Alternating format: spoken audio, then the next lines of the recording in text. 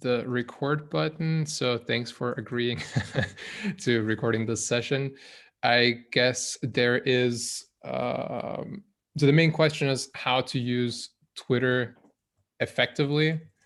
And in our cohort, we have a couple of other people who have amazing content specifically around the way of writing threads, writing tweets for them to be efficient. And I can show you a couple of those resources. Yeah. And what I would show you today is just how to organize all of it. So kind of like more the structural aspect of it. And then if you have any questions, of course, chime in. Okay. So I'll share my screen. So what I was mainly intrigued by was like your suggestion that Twitter could be used as kind of like a note-taking platform, because I've been taking so many notes during this ODCC and I totally lost track of everything. Like whether it's Roam or Notion, like I don't know, I haven't found any way of organizing it usefully. And I guess if you use Twitter, you're forced to write it in such a way that it actually makes sense, and that might actually be useful. But I don't know. Okay. Yeah, then I'll show also the workflow, what I do during the sessions and how I try to synthesize it into tweets. But yeah, let's go step by step. So the first thing I want to show you is just like the general functionality of Twitter.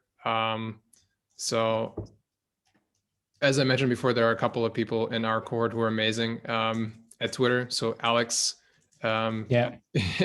he has 20 times more followers than I do, so better listen to him for any kind of stuff. But he has 100 times more than me.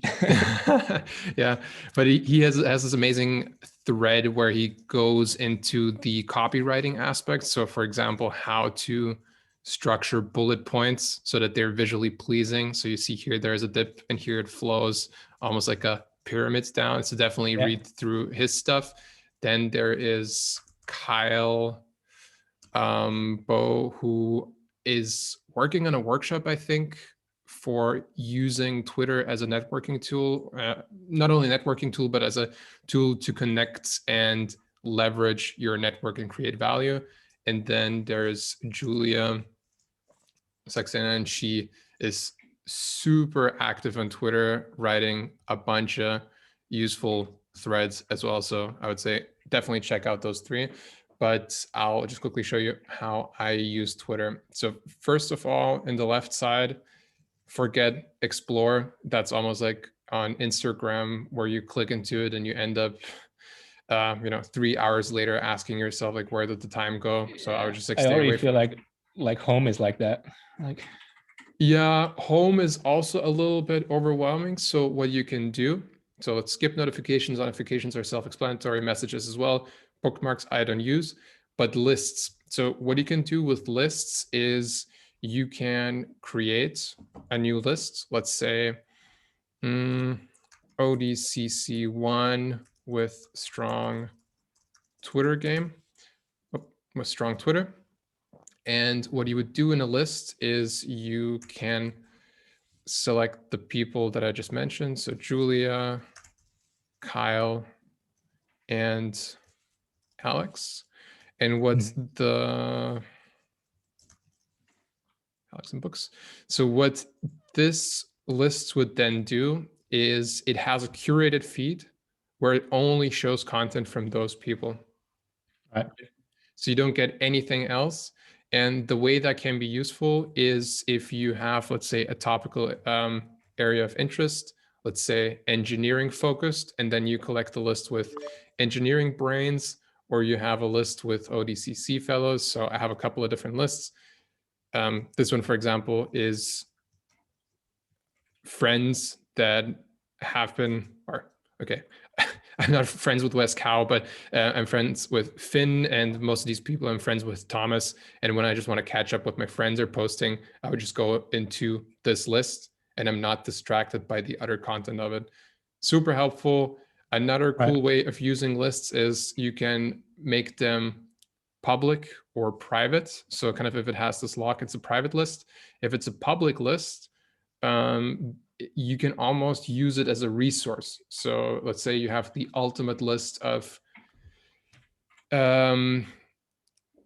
people who create tools for course creators, and you just share that and say in a blog post, okay, I did my research, those are the 10 thought leaders that you should be following, and then you just share the list, right? It's an asset that you can share. So you go in here, and then the URL up here is just like the URL for your particular list.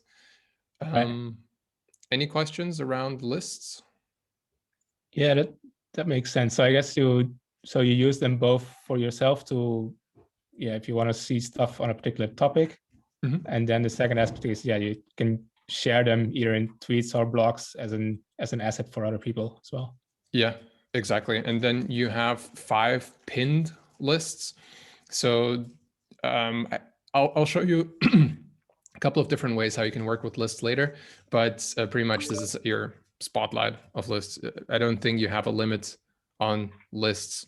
Ideally, the fewer the better, because sometimes there's some overlap between these. But yeah, as long as you can work with them, that's fine. So then I would just quickly go into the profile, and this is something that Alex talks about as well. So your profile is kind of your landing page, and what you want to do is you want to optimize your description so that whenever someone sees a witty tweet you've sent out and they think, oh, okay, Dominic has cool stuff to say, clicks on your profile, that they understand what it's about. Yeah.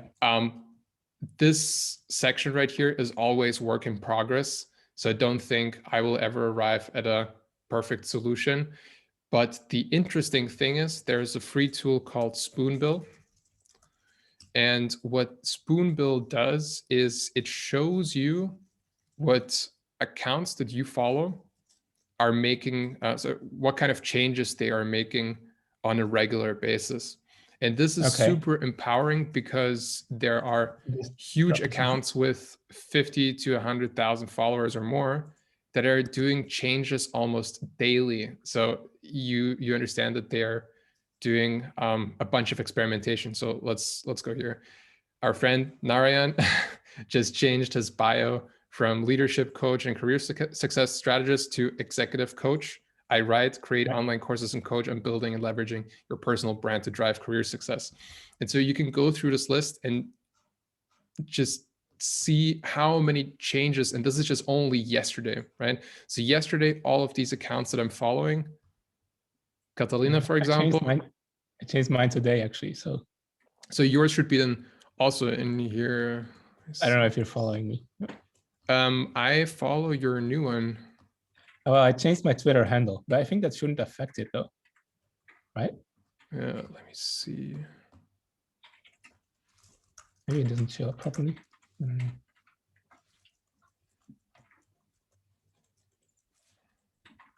Yeah.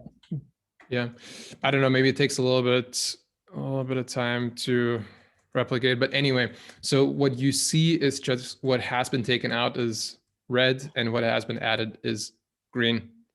Yeah. And again, it's super empowering because, yeah, usually shows everyone's trying to figure it out along the way. And it's free. So you can also, if you click into this section, it shows, you can filter down what type of changes you want to see, name changes, I guess bio changes and website changes are the most interesting ones, and pinned tweet changes, right? Also, I think in the settings, you can set it up that you receive an email digest into your inbox. But yeah, you can also just go to the website and look at the data like this. So that's the profile aspect. 2 more things which are useful on the profile is the link in the bio. And so standard approach would be you just link your course websites or your about page or something along these lines. But there are also tools that are link distribution platforms. So I'm using a tool called Beacons, and it's also free. So the advantages is one link, but then within the link you have a nest of multiple other links. And in here, you can also experiment in which kind of order you want to set these up. So I have, for example, one that leads to my about page, one that leads to my online course, and one that leads to my newsletter. So yeah, that's pretty sweet. I can recommend Beacons.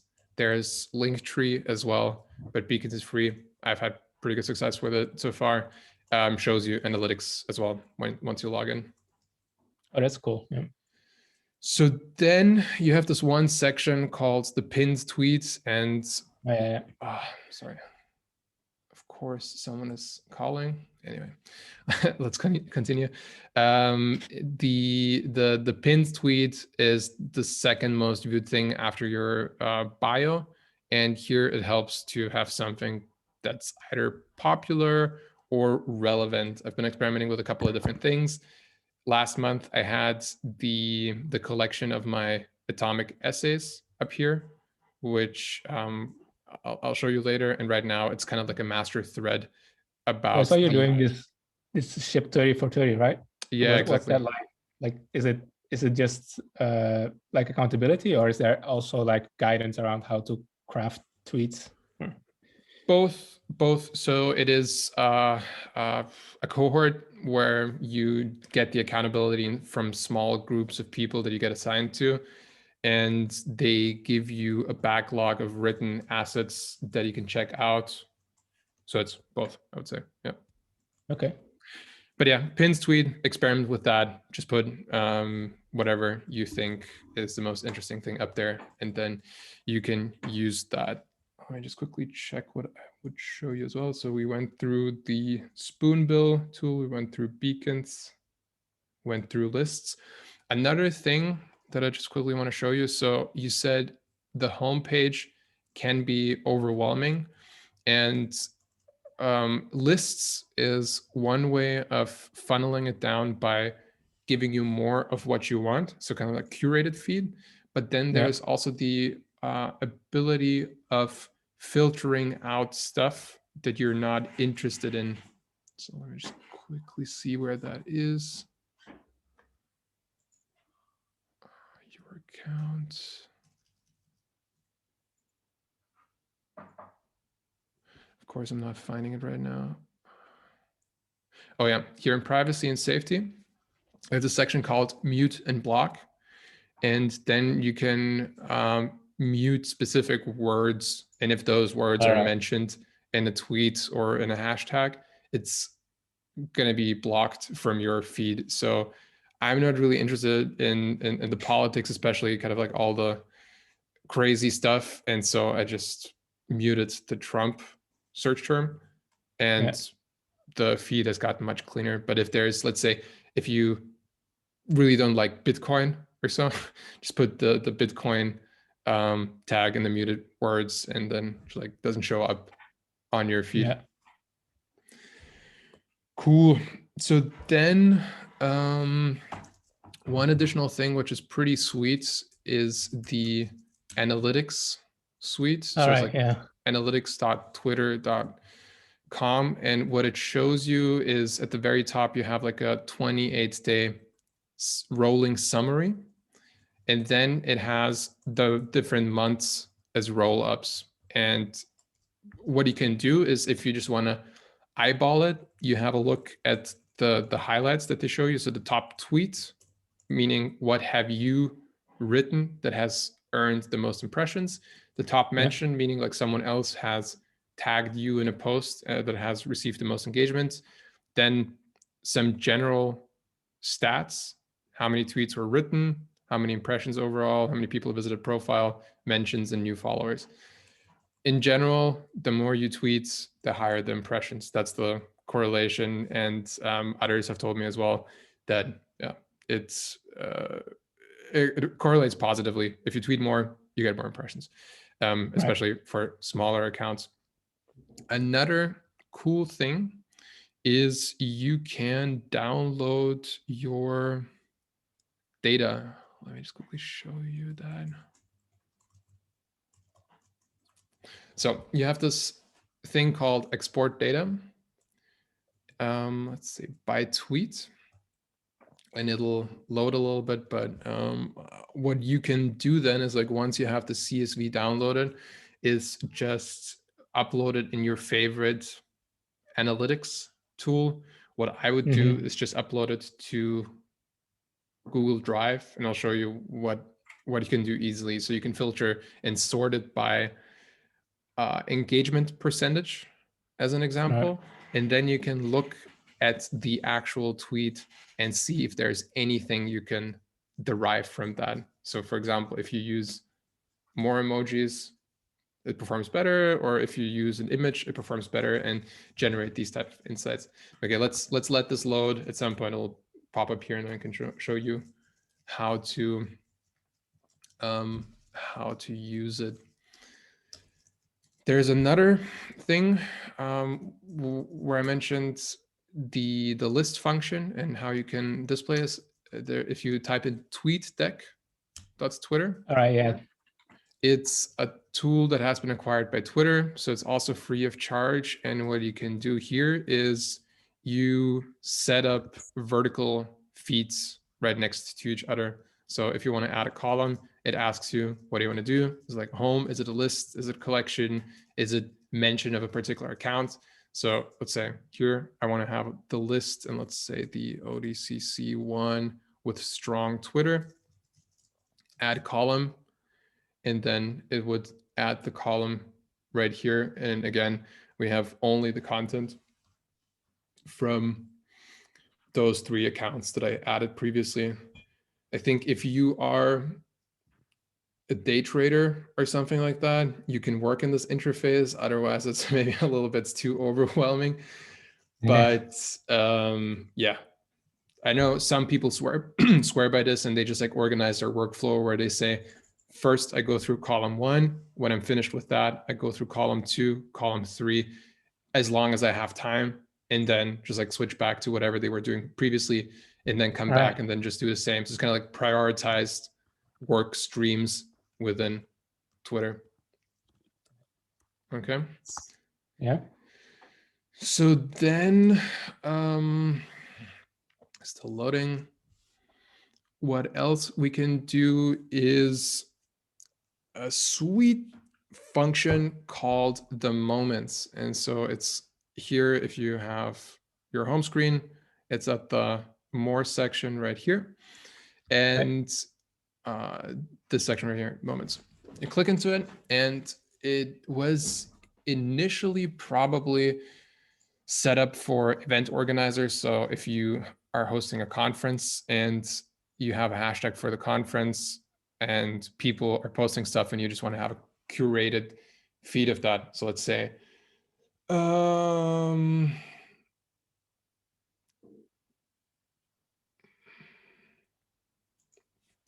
yeah, what are big conferences? I'm blanking right now, but the CES in LA or Las Vegas, where there's like the Consumer Electronics Show, and then you just like have a curated feed. So then the way it looks is like once you click into the moment, it has a cover image, a quick description, and then you can edit this thing right here. So you can add an additional tweet. So the way you would do it is, let's say we have a tweet from myself. Let's take this one, for example. Tweet from yesterday. I added, boom.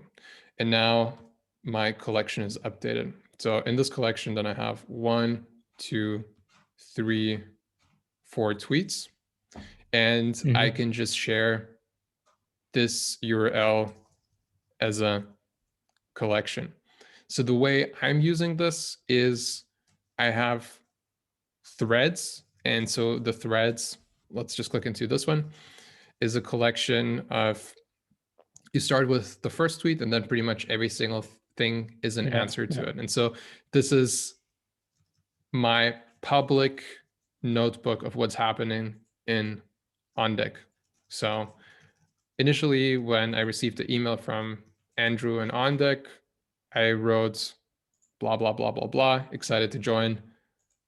let's do it. And then there were like a lot of answers to it.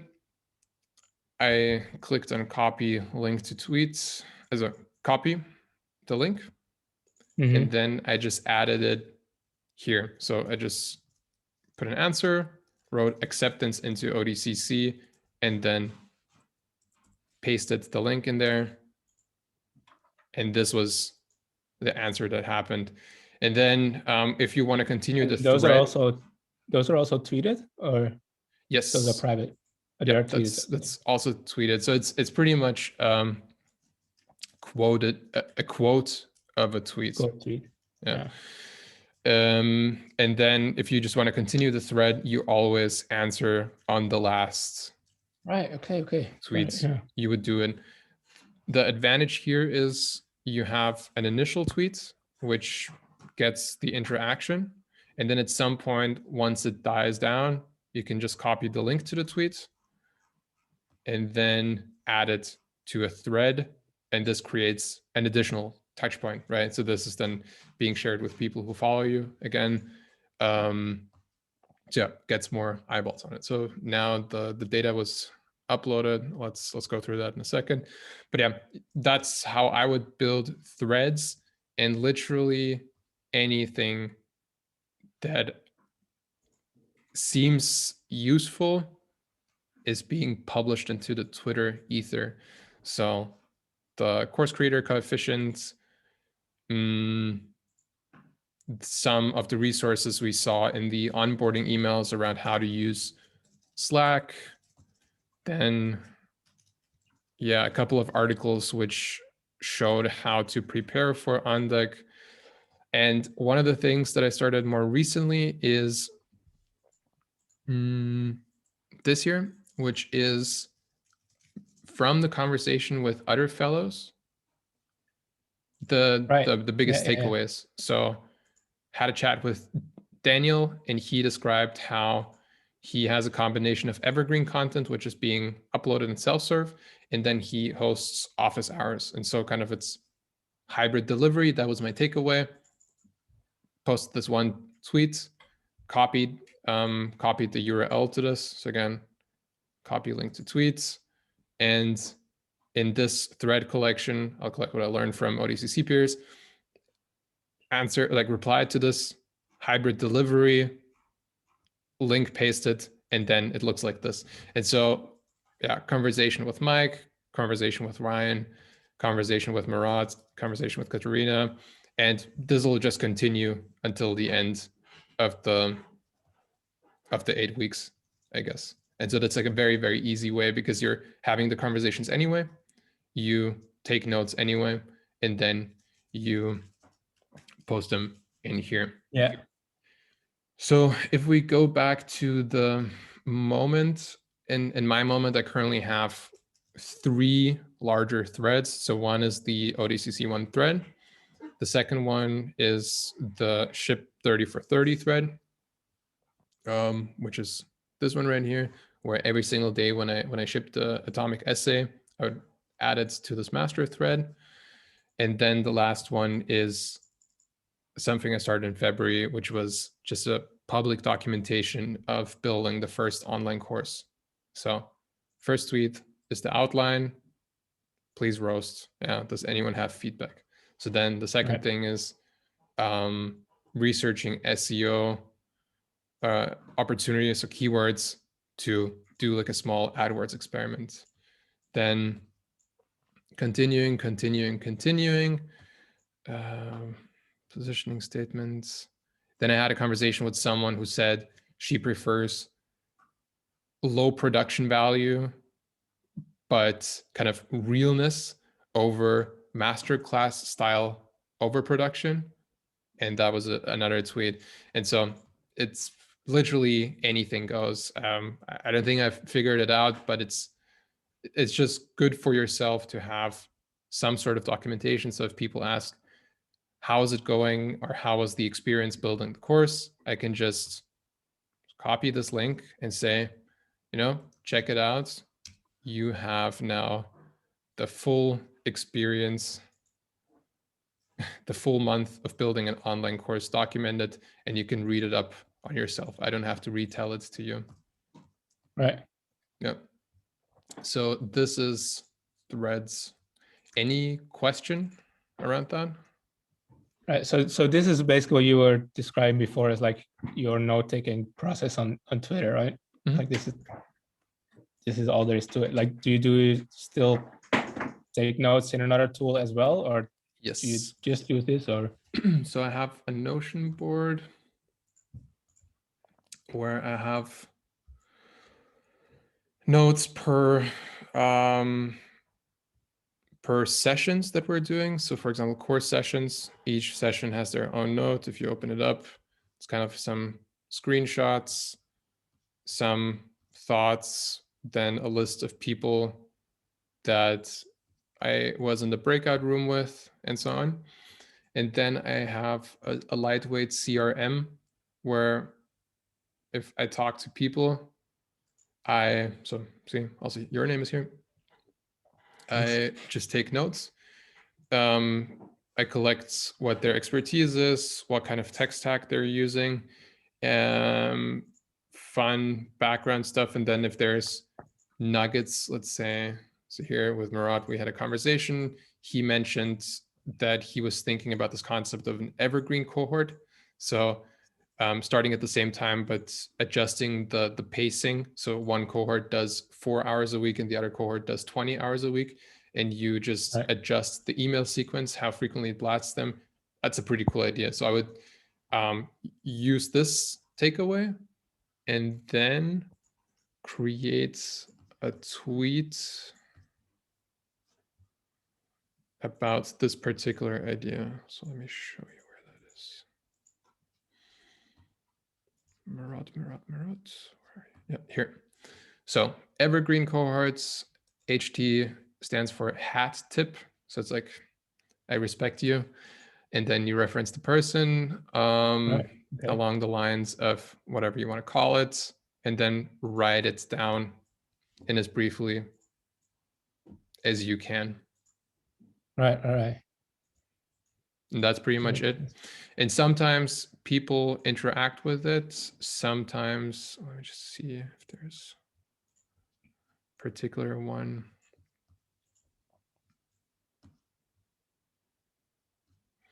No, and these ones I had very little interaction.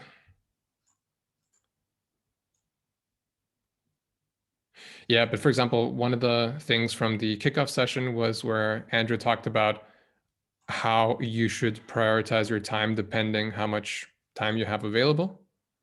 And that was a very cool idea. And also in the Zoom chat, a lot of people were like, oh, this is pretty cool. We should use it for our own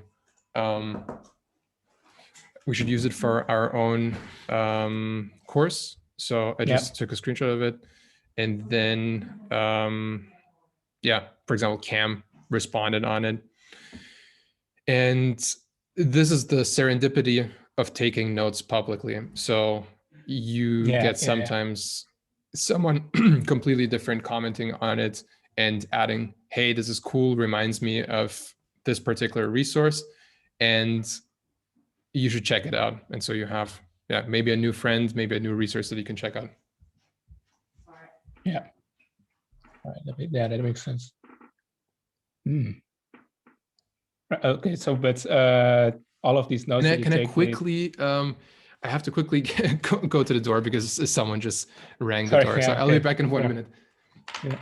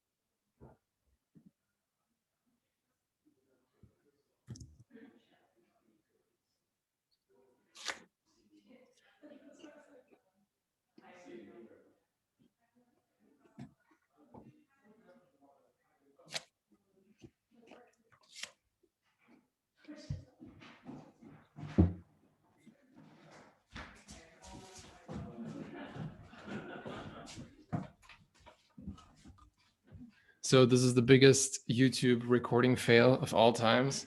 It's like someone from German telecom swung by and asked me about my internet connection, if it's still the same, and wanted to upsell me on a new electricity contract. Well, anyway, back at Twitter.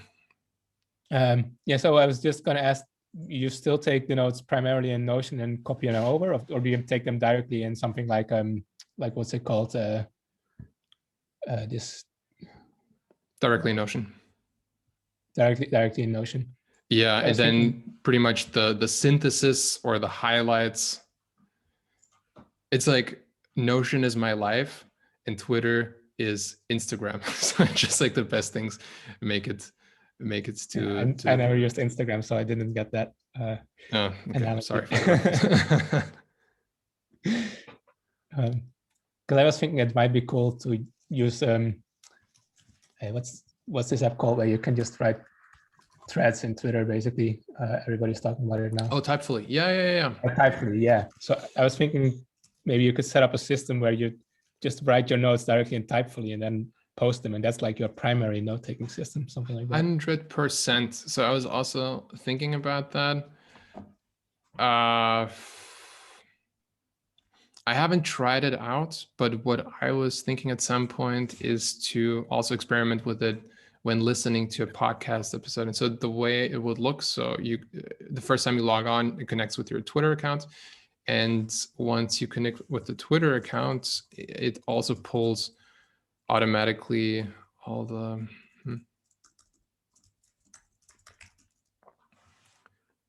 Okay, here we go. It pulls all the accounts that you're following. So Julia, for example, isn't here. Yeah. The way it shows up is, let's start. This is a master thread about Twitter threads, talking with Dom, and recording Zoom. And then if you have, for example, images, let's say here, you can just put them in. It shows you what the images look like. So it preloads, and then you just continue writing. Yeah. You can do it. That would be an interesting experiment, because arguably you can find information somewhat well within Twitter, within the search function. Yeah, I mean, you would just have to try it on. Yeah. There's a lot of apps which have like custom Twitter search functions. So I mean, if you create a system around that, it might even be possible to create an app around that or something. I don't know. And there's custom search operators for the Twitter search bar that you can use to pin down the pool of information that is being queried for it. So you can definitely experiment with it. I haven't had the balls yet to do that, but yeah, it's definitely possible. But yeah, Typefully is super helpful. Yeah. Cool. Any other questions about Twitter proper? No, yeah, I guess that's like really well explained, like from all the basics up to like complete workflow. Let me just quickly also show you one more thing. As promised, let's upload the Twitter activity data. Open it as Google Sheets. Oh, there we go. So what you have is a unique ID. Doesn't tell you anything. The link to the tweet, then the specific text you actually used. So you can open it up, that you can analyze it. Timestamp, then impression count, engagements, replies, likes, user profile clicks, and then it has a couple of other points. But what you can do if you want to be quick and dirty, you just lock the top row, you add a filter. Yeah. Then you sort from highest to lowest on, let's say, impressions. Then you can do conditional formatting where you would add a color scale. Highest is green, lowest is red. And then you can do the same for the engagement percentage. So let's see, sort this one.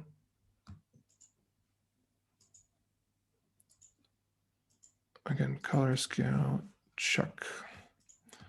And then try to find something where both are green. So here is the tweet from yesterday about the on-deck session with Cam. What a pleasant surprise. A lot of impressions and a lot of engagement. I'm going to find that and retweet that. That's very good. Yeah. And then here again, yeah, something I posted around 37% charge from PayPal on a course. So that's not surprising, but yeah, this is one way you can analyze the data. I'm sure there's more sophisticated ways and more scientific ways, but this is super easy and super quick to eyeball what seems to be working and what doesn't. Yeah. Awesome. Cool. So you have everything you need to start documenting and taking notes in Twitter. Yeah, I'm gonna give it a try. So cool. All right. Well, then if there's any other questions, let me know. I will just upload it and then I'll post it to KR Minder and make it available to everyone else who wants to do it. I think Kyle is planning a workshop probably, I think, next week on something along these lines. And then Alex just asked in the offers and asks channel if anyone is interested in Twitter growth, which is very different from Twitter organizations, like more around what are the different strategies that you can use to grow from 0 to 500, 500 to 1,000, 1,000 to 5,000, and then above. So hopefully with all of these sessions, all of us should be well equipped to explode on Twitter. Cool. Thanks a lot, Art. Yeah, no worries. Great stuff. Cool. Then yeah, have a great rest of the day. Once this is uploaded, I will shoot you the link. And then anytime if you have any questions, let me know. All right. Thanks. You have a good day too. Yeah, thank you.